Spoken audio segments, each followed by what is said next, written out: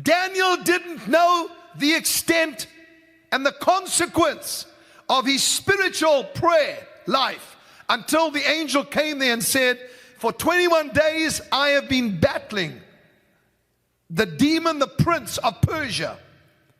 Now you've got to listen to this, because even though we are under new covenant, we think, well, Jesus took care of all that. Yes, he did for you.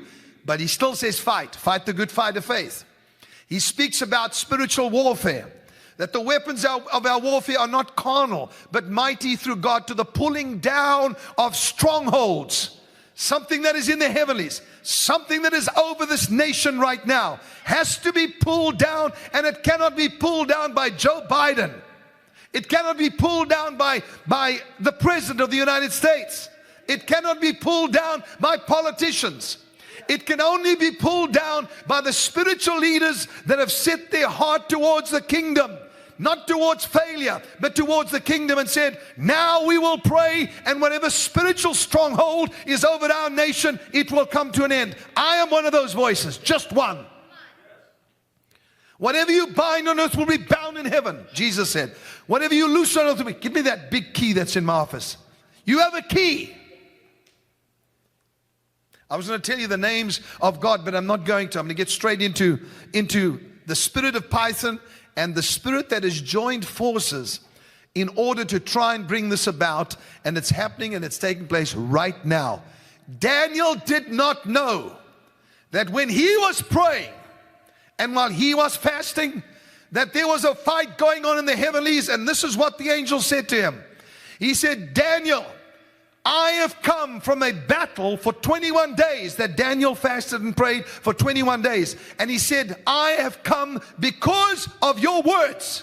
In other words, your prayers released me from that warfare. Now I have to return, because the spirit of Greece has come to join the spirit of Persia in order to bring about a victory. Daniel, keep praying. Daniel, keep getting revelation. Because out of that revelation will come a revolution. Out of your revelation will come a revolution. I sing. Now, what I saw this morning when I was in prayer, besides anything else, that God was going to bring about a victory, a massive victory in this nation. But there were going to be some humbling moments in the White House, and humbling moments for this president. This is not that I'm against him. I'm just telling you, some humbling needs to start to take place. We need some humble people to come and to stand and to speak the truth. Humility is lacking. Okay, I'm not getting much response from that, and I don't blame you, because you're not sure where I'm coming from. As I was praying this morning, the Spirit took me into a heavenly place, and I began to realize that there was a stronghold that was joining the Python spirit. And now at this very hour, that spiritual force. Now remember, the angel spoke to Daniel about a prince of Persia and a prince of Greece, and the different princes, the ruling powers, or the not ruling now, but the powers that are at war with the people of God, and Israel specifically, are active at this very moment. And what are we doing? They have planned for the downfall of the U.S. economy. They have planned for the closing of non-profit companies and charitable organizations. They have planned for your downfall and for you to lose your money. This is not about a liberal or a conservative or whatever. It's not about that. Their plan is to destroy and to suffocate the very life out of you. That's their plan. They are active right now. What are we doing about it? What is our responsibility? What is it that we are supposed to do to bring an end to this? Well, we need to vote? Yes, okay, vote. Look what just happened. Vote. Do whatever you have to do. Make your voice known. But I'm telling you right now, the greatest power that you have and the key that you have is to find out what is happening in the spirit and begin to pray against that and declare that you are totally inoperable. You cannot operate in the presence of the people of the living God, and you cannot operate in the presence of the blood of Christ that speaks of better things than that of Abel. We are the princes of the blood royal. Do you understand that? If you do understand that, then I want every person watching me and all over the world to raise your hands up and say, I believe that my prayers make a difference. Therefore, what I perceive, I receive. So, Lord, I'm praying for perception to come in these next few minutes, that people would understand and see with the Spirit, and as they realize that their perception will bring about a prayer that will destroy this force that's trying to destroy America. And I can tell you many of the plans of the enemy at this time. I can tell you a lot of it. I don't need to. I've just told you a few things, and eventually it gets onto to your national news, to your news, so go and find out that's what they're planning. What is God saying though? Now let me say this to you in a very small teaching. The spirit that we are dealing with, besides Pythos, which we know God said He'll deal with, we have to pray against, and we have to sow into His kingdom. But the second one is Jezebel. Why are you talking about Jezebel today? Because this morning I saw those two forces joining, because the python is losing power and losing momentum. Just like when Gabriel spoke about the prince of Persia being brought down, this prince of Greece joined him in that battlefield. Now, I know some of you may be saying, I think you're crazy, and maybe I am, but I am biblically crazy. And so what I'm giving you right now is what happened in the Bible and what's happening right now. Every Bible name has a meaning. So much so that sometimes when God changed the nature of a person, He also changed his or her name.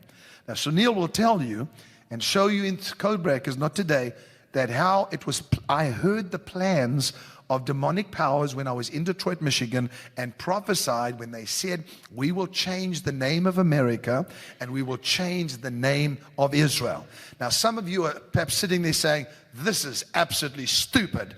It's happened in the past. It can happen again. Don't be so sure of yourself.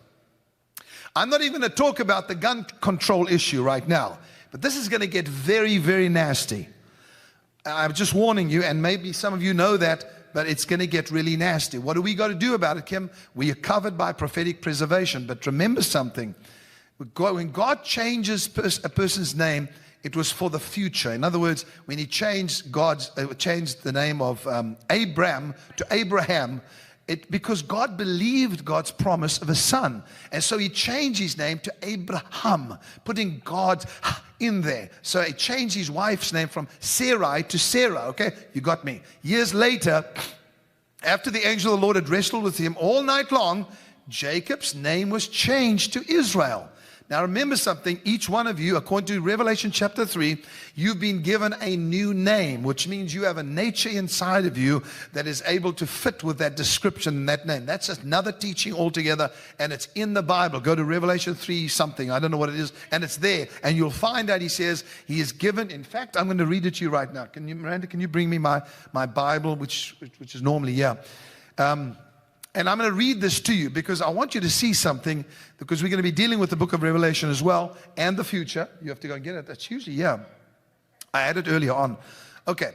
So Jacob wrestled with God, and God said these words to him. Now, sometimes we're going to realize that what we're wrestling is for our future. What we're wrestling for is for what is already inside of us, our destiny. Remember something, the enemy does not want you to get what God planned for you to have. You all know that. But what are we wrestling? Now we know it's a spiritual battle. We cannot do it by ourselves. But Jacob wrestled with God. Now that's a great wrestling match, because God usually loses. Let me show you why. And when I don't say lose, I'm kidding with you. So when Jacob wrestled with God, he was saying, as he crossed over the ford of Jabbok, when he crossed over that ford, the Bible says that he went by himself and a man wrestled with him all night long. Now that wrestling match was for a purpose. First of all, God wanted to see if He could prevail not only over men, but over God. He can prevail with God, not over God, with God. Let me read this to you in Revelation chapter 3. I hope I can find it, because this is one of the most unplanned meetings, although I have prayed a lot. And please write into Facebook and encourage me, because I need it now. Oh, okay, thank you. Revelation chapter 3 verse, I don't know what it is. It's somewhere here. Let me find it. I'm going to find it. No, I haven't found it. Anyway, what I'll do is I'll just read it to you then. It's here somewhere. Just go and find it. Maybe somebody on Facebook can write it in. It's where it says, He has given us a stone, and written on that stone a new name, which no one knows except him who receives it. I'm just quoting that out of my head. I think it's it's Revelation chapter 3. I just cannot find it at this very second. And anyway, somebody can write in and tell me. It was unplanned. So the scripture says in Revelation, that's the revelation of Jesus Christ, it says, we have been given a white stone, and written on that stone a new name which no one knows except him who receives it. 2:17. Thank you so much. Everybody go there. Everybody go. Revelation chapter 2 verse 17. Let's read it. I'm going to read it to you because it's a very exciting one. He who has an ear, let him hear what the Spirit says to the churches. That's to you. To him who overcomes, I will give some of the hidden manna to eat. Beautiful thought here. If you overcome, everybody stop. You say, some of you are thinking to yourselves, well, I didn't overcome yesterday. Did you overcome today? Did you overcome anything today? If you overcame just one thing, you're an overcomer. But Kim, I'm struggling with other things. If you can overcome one thing at a time, you're an overcomer. If you have nothing that you're overcoming, then you're a loser. But surely you can understand that we cannot overcome everything at the same time. But when something comes against you and you're able to overcome it, you are an overcomer. Beautiful. Good going, Kim. He who overcomes, I will give some of the hidden manna to eat. That which is hidden inside of you will come forth. Just like Hannah, the experience she had, we gave some of the hidden Hannah. Yeah. Anyway, so the hidden manna, when she had it in her spirit, I spoke it out. She had to step out by faith. Hannah could have said at that time, no, I'm not doing it. I've had people say that to me, but she didn't. She stepped out and began to do it by faith. And the result was, look what you have today. You have a person singing songs of God, prophesying, doing the most amazing stuff. And what happened was there was hidden manna in Hannah. Hidden manna in Hannah. There's hidden manna inside of you, and the way that it comes forth is when you overcome. Let me give you an example. God says to you, I'd like you to take 30 minutes of your time, and I want you to go and pray. You say, I'm sorry, I cannot do it, and you don't overcome. I'm trying to tell you it's in those areas that we need to overcome more than these silly little things that seem to hold us down and we worry about every single day. We've got to worry about the big stuff that we have to overcome, that comes against us. He who overcomes, was it 17? I will give hidden manna to eat. Okay, I've said it. And I will give him a white stone. And on the stone a new name written which no one knows except him who receives it. Wow. What is it saying? It says each one of you has something hidden that has to come out. The white stone speaks of revelation. When Jesus said, who do men say that I am? To his disciples, some said, you are Jeremiah. Some said, you are Elijah. Some said, you are John the Baptist.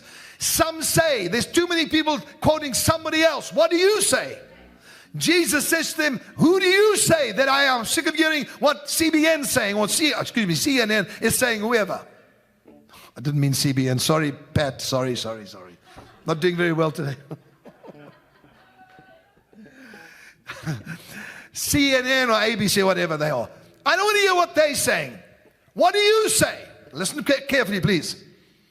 Nobody says a word. Simon Peter plucks up the courage because something's hidden inside of him. And he's going to overcome fear. And he says, you are the Christ, the Son of the living God. As he says that, Jesus swings around in response to revelation. Are you hearing me? What does God respond to more than anything else? Revelation. What he has revealed to you, speak out. I'm not ashamed to say I'm a prophet because God told me that, made me that.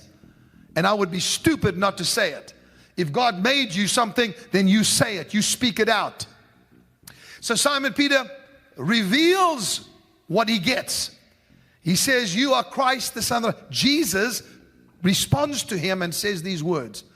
He said, blessed are you, Simon Bar-Jonah, for flesh and blood has not revealed this to you, but my Father has revealed this to you. He says, listen to this now.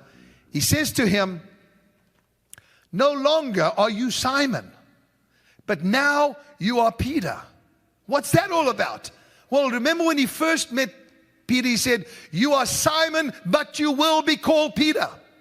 Hidden inside of you is a reigning rock. And it was only when he spoke out the revelation and that was released that he became Peter. It's only when you speak it out, you overcome. And revelation is spoken out that you become the stone. Now, what does the white stone speak about? So what did he say? What did he say to him? He said, where's my key? Forgive the den today, please. What did he say to him? Based on your revelation, I give you the keys of the kingdom. Now, you may not understand fully what I'm saying, but I think a lot of you are quite spiritually minded to understand why prophetic revelation is so important. Because when God says something and you speak it out, there is a response that comes from God and says, now you've stepped into your higher nature. Now you have stepped into your higher calling. You have another revelation 2 years from now, you step into a higher. It always goes higher and higher to a higher degree of understanding, insight, to a greater realm of existence. Okay, so Simon Peter gets the keys. What does he tell him he can do? Bind on earth, bind in heaven. Loose on earth, loose in heaven. By the way, you understand what the word Peter means. It means a stone. The Revelation chapter 2 verse 17 simply says, when you get a revelation, it is like a white stone, and on that stone written a new name, which only you know about. And then you change into that which is hidden inside of you. That was well put. At least that little piece was well put. Okay. In the New Testament, Saul of Tarsus, whose name meant demanded, he changed his name to Paul. You know what Paul means? Little, lesser. He was no longer demanding.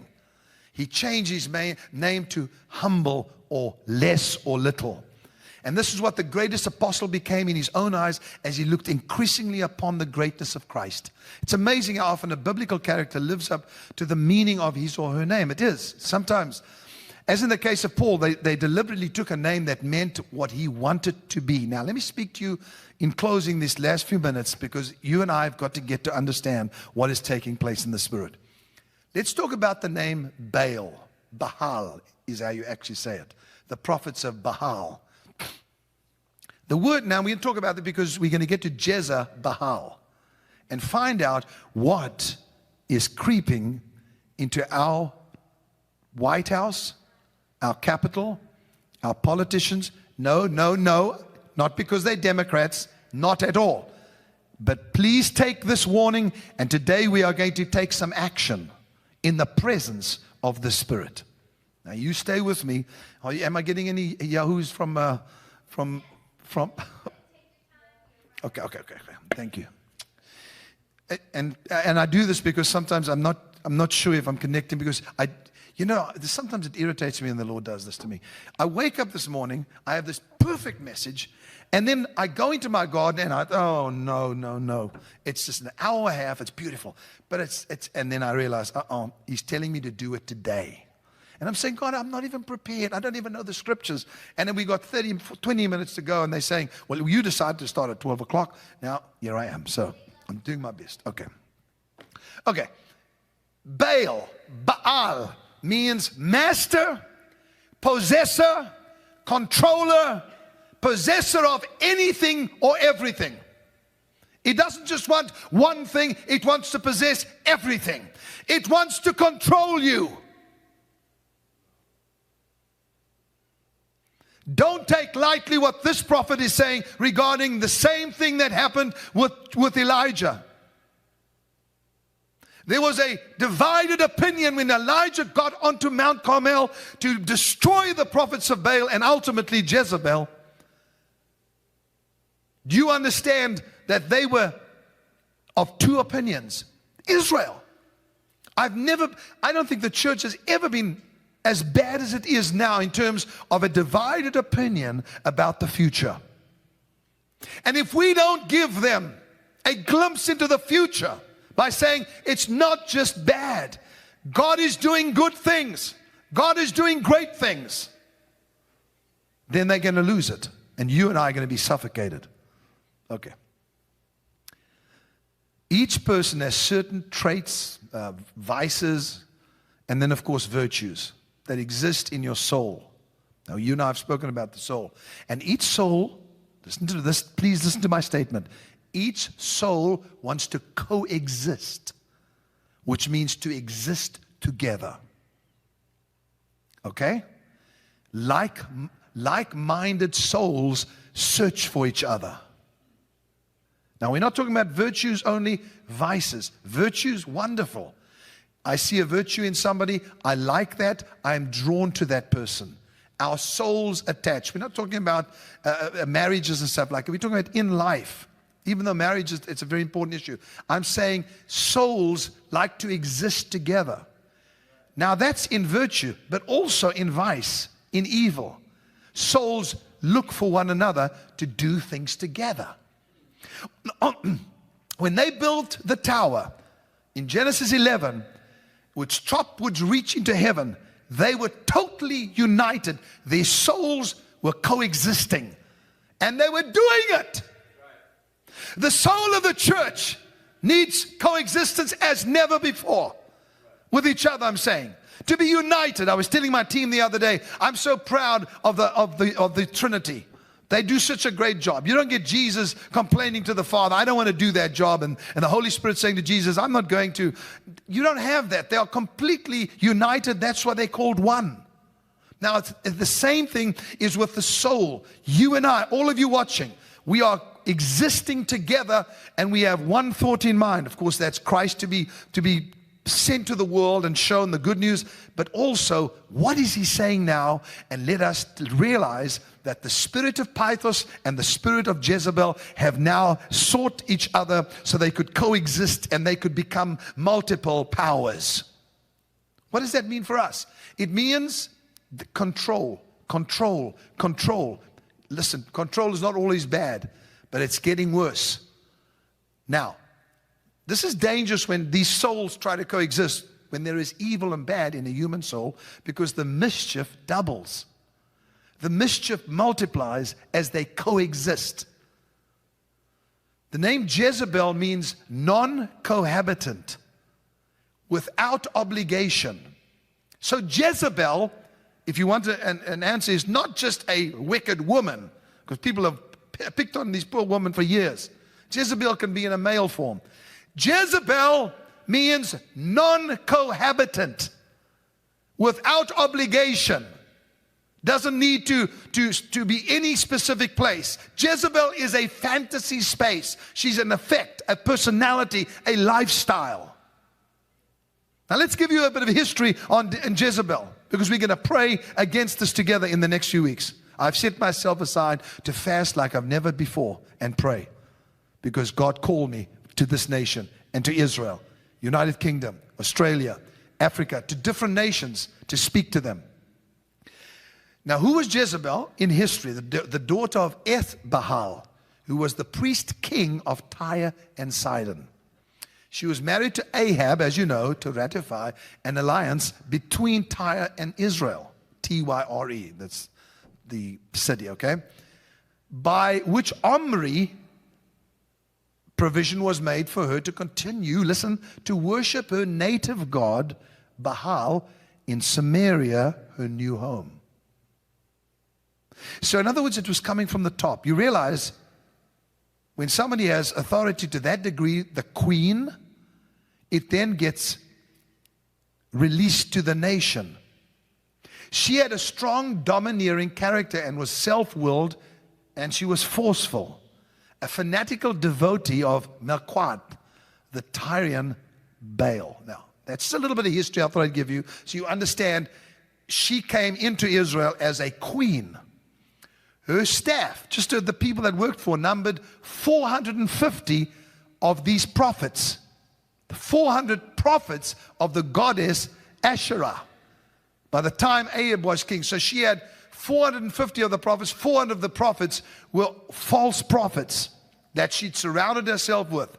And what she clamored for more than anything was for her God to have at least equal rights with Yahweh, God of Israel.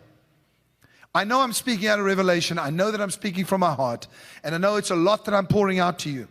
But I want you to hear me because God told me to do this. That she wanted her God, Baal, to have equal rights in Israel with Yahweh, God of Israel. Now I want to tell you who the God of America is. It's Jesus Christ. And I'm not saying the Lord God, or I'm not saying Yahweh or Shalom. I'm saying His name. Jesus Christ. People came to this nation for that purpose. This nation was brought to being for one reason: to announce to the world that there is only one God, and that is Jesus Christ.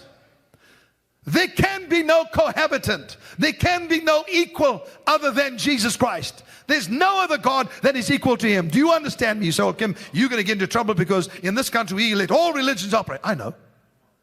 But there's only one God. Those aren't real gods. Jesus Christ is Lord. Thanks, Charlie.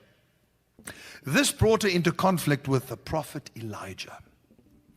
The reason that God is raising up prophets all over the world is because this spirit is so prevalent. This spirit is endeavoring to raise the names of religions and gods and make them equal with Christ. Then it'll get worse. Now we come to the real issue. Now Elijah says, oh, I see. The conflict begins with the prophet Elijah. A battle between Yahweh and Baal is about to take place in the United States of America. Come, Joel. In the United States of America. Did you hear what I said? Kim, I've never heard you being so negative. This is not about negative. We're still going to be blessed. We're still going to have our families. We're still going to see God's abundance in our life. I want you to know that this force is bringing a conflict with the prophets because it has decided that it will dwell in this United States of America. The battle, I'm going to say it as a prophetic word, between Yahweh, Yeshua, and Baal is about to take place. A battle in the United States of America. A spiritual battle is about to take place. Kim, you saying that we're in trouble? No, I'm saying to you, get up. Get out of slothfulness. Rise up and pray and fast with me is my request. You don't have to give up all your food. All you got to do is give up something and say, we're going to do for the first 100 days in the United States of America and all over the world. I want all of you to join me. I'm going to go on a partial fast to see this victory brought about and the prosperity of His people to take place.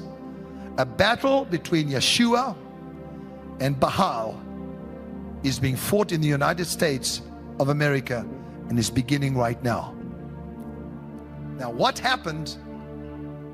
What happened on that mountain of Carmel? A massacre. I'm not being dramatic. A massacre took place of the prophets of Baal. The problem was, instead of diminishing Jezebel's zeal, it augmented it. She had a conception, and I want every person to please try and listen to me now, of an absolute monarchy. Her conception, her dream was of an absolute monarchy, to rule as long as she lived. That spirit is on our nation and will spread if we, the prophets, don't do something about it. I'm not exaggerating. This is a heavy den, but I need to use this to address it. Are you speaking about the president? Are you speaking about the vice? I'm not speaking about it. I'm talking about a spirit. You work it out yourself. But this force has come to join hands. And I'll tell you the one thing that Elijah did that I love. He mocked their gods.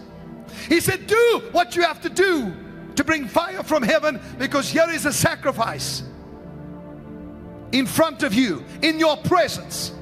I'm going to offer the greatest offering that Israel has ever given on this Mount of Carmel.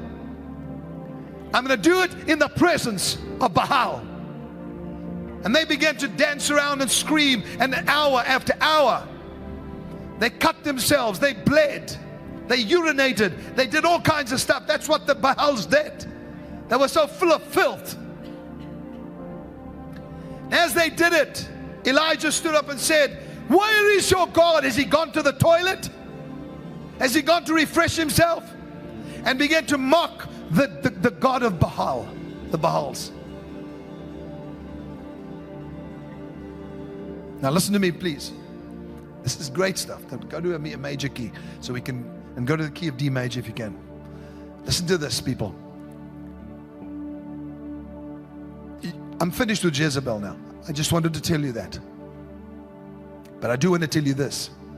What is going to bring about victory in the United States of America, Canada, United Kingdom, France, countries all over the world that God has pinpointed me to pray for. Even though oppressed nations, Russia, God has told me there's certain things he wants to do, and he is plucking out people from all of these nations, and they're going to have this unbelievable soul connection like we have right now, and going to break the power of this force as Elijah did on Mount Carmel. Thank God I'm finished with that, because I had to share it. It's off my heart now. Now let's do what they did. Every person watching me at this very moment, I want you to stop just for a second. I want you to think just for 1 minute about what took place, and then we're going to play, and we're going to get you into a place of hearing from God. Elijah stood and mocked them, and then he said, get out of my way, and built an altar. Now you've heard me talk about this before, but we are going to act today. What was the purpose of it? He said, bring me water, pour it on the wood, because I'm going to prove God so much to you that I'm going to take that which you don't have, pour it on the wood so it's impossible for it to burn. And then the fire and the water together, okay, the fire and the water together are going to bring about rain.